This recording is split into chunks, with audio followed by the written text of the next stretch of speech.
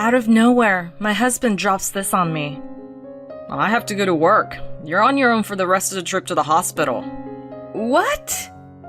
My brain was foggy from a fever that was soaring over 104 degrees, but I managed to ask him this while he navigated us down a gloomy, nearly deserted street. He was halfway through driving me to the hospital because of my fever.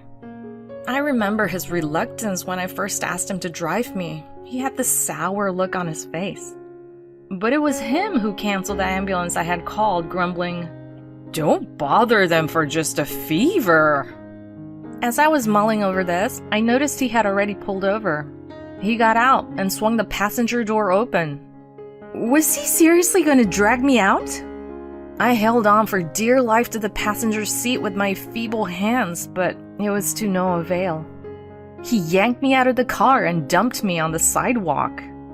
He gave this dismissive snort, hopped back into the driver's seat, and said, "You're gonna have to wing it from here. The hospital's just an hour's walk away. Don't be a nuisance to others. Clear?"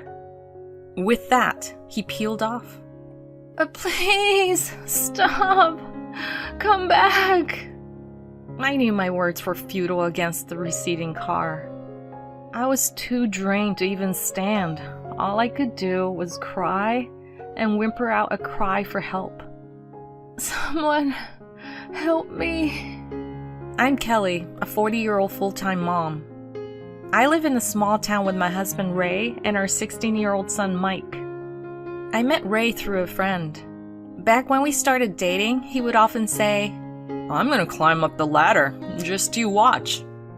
I thought that maybe marrying him would lead to happiness, and at first it did. He worked at a well-known company, brought home the bacon. We had fun on our days off, catching movies and shopping. But when our son Mike started growing up, things began to shift. Ray, for one, never chipped in with childcare.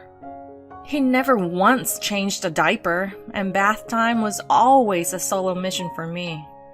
Despite being able to take time off, Ray never showed up to any of Mike's school events. Heck, he never even took us on a family vacation. Long story short, he was never really a dad. These days, he and Mike barely exchange words. Of course, I try to mend their relationship, but Ray would always shrug me off, saying he was beat from work. As time wore on, I realized that Ray was more of a chicken than I thought. His grand promises weren't ambition, it was just hot air. His vow to climb up the ladder was just a tactic to keep me from walking away. Sure, he makes a bit more than the average Joe, but compared to his colleagues, he hasn't really made much headway. I don't necessarily need him to be a hotshot, but if he's gonna be all work and no family, he could at least... Those were my thoughts one day after dropping Mike off at soccer practice and whipping up Ray's breakfast. Ray shuffled out of the bedroom and into the living room, giving the breakfast spread on the table a hard, long look. It was the usual stuff: toast, coffee, some fruit, and salad. He slumped into the chair and decided to start off with a sip of his coffee. Then his brows knitted together and he grumbled, "What's this?" Huh? Something wrong? It's the same coffee beans as always. I had already had a cup earlier, and it tasted just fine. But he slammed his coffee mug down, announcing, "This is terrible! I can't drink this!" before storming out. From that point on, he turned into a regular food critic, finding fault with every single meal I prepared. The lunchbox I lovingly packed for him was mostly untouched, him claiming it was inedible. Even after a long day's work, he barely touched his dinner, whining about being served such food. And his complaints didn't stop at my cooking, oh no. They extended to laundry and cleaning too. He'd gripe about the laundry on the balcony needing better ironing, or he'd swipe his finger on the windowsills, commenting on the accumulated dust. All of a sudden, he was picking holes in the housework, despite me doing everything as I always had. And when he took pot shots at my housekeeping, there was this undertone of comparison, as if any other woman would do a far better job. Something was off. It felt like he'd been paying close attention to other women doing their housework recently. That's when I started noticing his peculiar behavior, taking his smartphone with him to the bathroom, whispering on the phone in his study. I couldn't help but wonder if he was cheating. Eager to find solid proof, I rummaged through his bag, snooped on his smartphone when he was asleep, but found zilch. I thought about hiring a private eye, but he controlled our finances and I didn't have extra cash. So, with this cloud of uncertainty looming, several weeks passed by. Our conversations became even fewer, and it seemed all he knew how to do was complain. It was a high-stress situation for me. And maybe that's why, one late night, I woke up in a feverish sweat. Since I had recently started sleeping separately from Ray, I was on my own. Somehow, I gathered the strength to crawl towards the living room. Of all times, I had left my phone there. As my vision started to swim, I felt a sense of danger. An overreaction perhaps, but I truly felt like my life was hanging in the balance. As I picked up my phone from the living room table to dial 911, Ray happened to saunter in. "Why are you up at this ungodly hour?" Mustering my remaining strength, I explained what was happening. He silently took the phone from my hands. Was he gonna call an ambulance for me? But instead of the relief I expected, he blindsided me with his words. "Calling an ambulance over a little fever? How embarrassing! You can't do housework properly, but you're an expert at causing me problems. If you get what I'm saying, just go back to sleep. You'll feel better." Instead of worrying, he just snapped at me. Half sobbing, I pleaded, "Please, I need to go to the hospital. If not an ambulance, then please drive me in our car." I clung to him, begging almost incoherently. He seemed extremely unwilling, but eventually my persistent pleas seemed to break him down, and he agreed to drive me. "I work tomorrow, you know. How's that gonna affect my sleep?" Ray grumbled incessantly from the driver's seat. All I could do was listen, my head leaning against the passenger window as rain pounded against it. We were barely 5 minutes from home when Ray's phone buzzed. He pulled over and picked it up, ending the call after a short exchange. "I have to go to work. You're on your own for the rest of the trip to the hospital." What? Work? At this time of night? My surprise caused him to flare up. "You doubting me?" Can't you drop me off at the hospital first before heading to work? It's not a big deal by car. The idea of walking to the hospital in this state, in this rain, seemed absurd. I clung to the passenger seat for dear life. But he was out of the car in no time, ripping open my door, unbuckling my seatbelt, and roughly grabbing my shoulder. "Get out! Quick!" He practically hurled me out of the car with those words. My knees and palms scraped against the ground. The darkness made it hard to see, but it felt like I was bleeding. What the hell? That hurt! I yelled after him, but he just snorted, climbed back in the driver's seat, and zoomed off. Helpless, all I could do was watch his car disappear into the distance. The rain grew more intense, and my fever spiked. The streets were deserted, and my phone was still with him. The hospital was my only option. Using every bit of strength, I started to crawl toward it. The hospital staff would be waiting. Ray had told them I was coming. Other patients were likely waiting too. I couldn't afford to waste any more time. My consciousness wavered as I stumbled and got lost, but somehow I made it to the hospital. It had been 2 hours since I left home, a journey that should have taken 15 minutes by car. I spotted a nurse through the glass door as I tried to enter. Feeling a wave of relief, I lost consciousness. When I woke, I was lying in a hospital bed. The meds or the IV seemed to be working as my fever had broken. A familiar voice broke my trance. My son's voice. "Mom, you okay?" Mike's face filled with concern. Yeah, I'm okay. Sorry for scaring you. But why was he here? He smiled and helped me sit up, revealing Ray slouched in a chair. Soaked, his hair a mess, and for some reason, his legs trembling. What the heck had happened while I was out? Dad, you owe Mom an apology.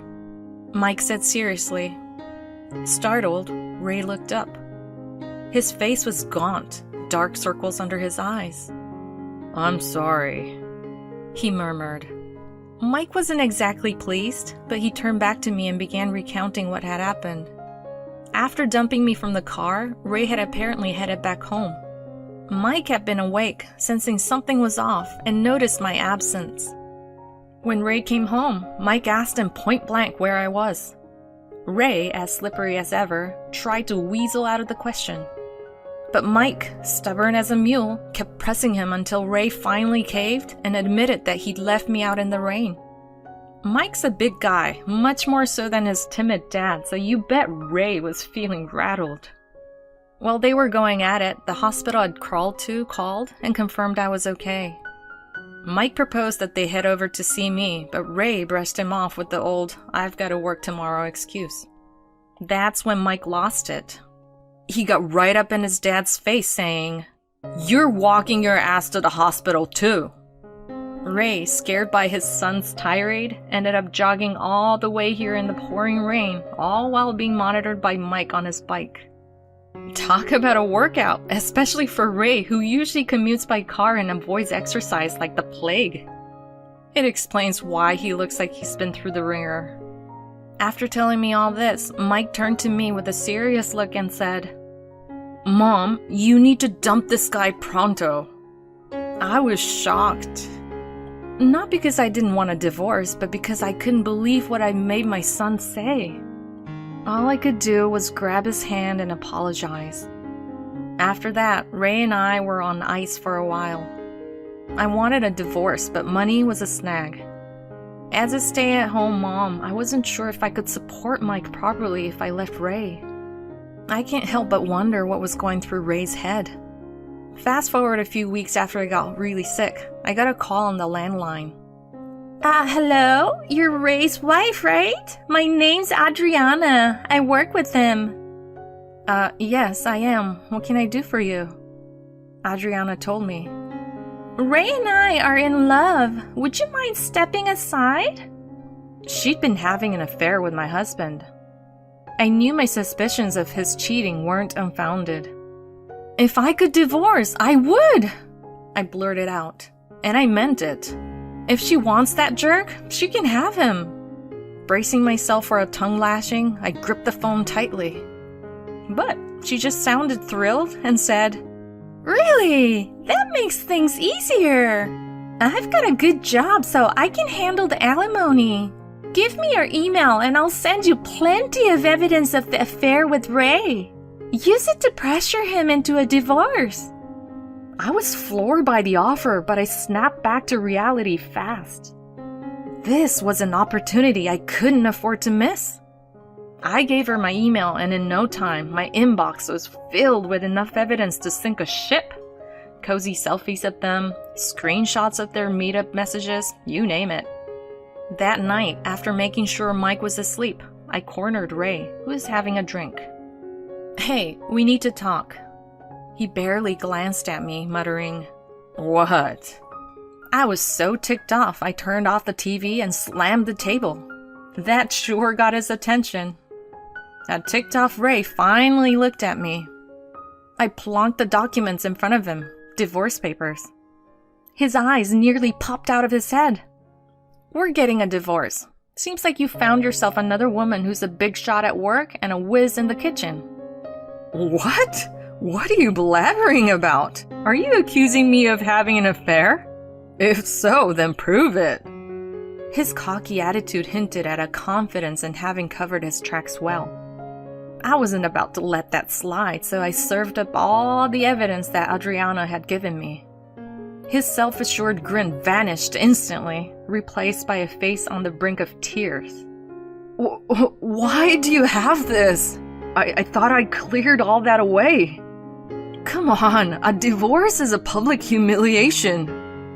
Doesn't Mike need his dad? And don't you need the money?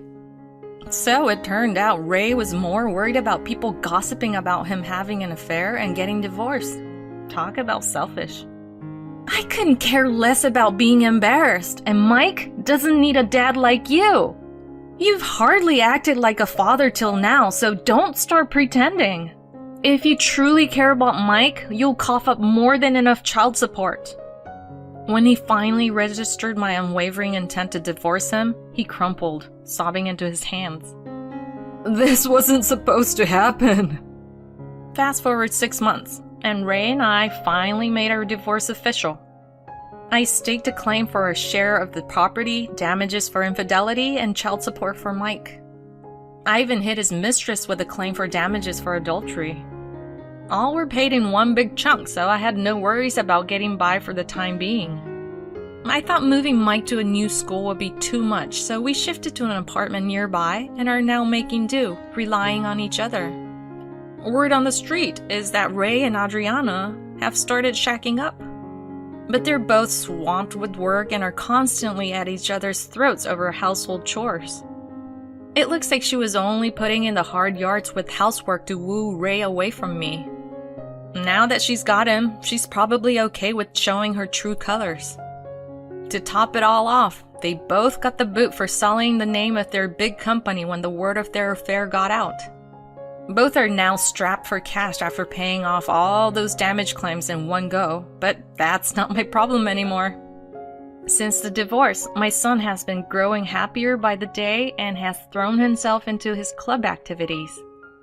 Watching him excitedly talk about getting to play as a regular in his next game, I couldn't help but feel in my heart of hearts that I made the right choice.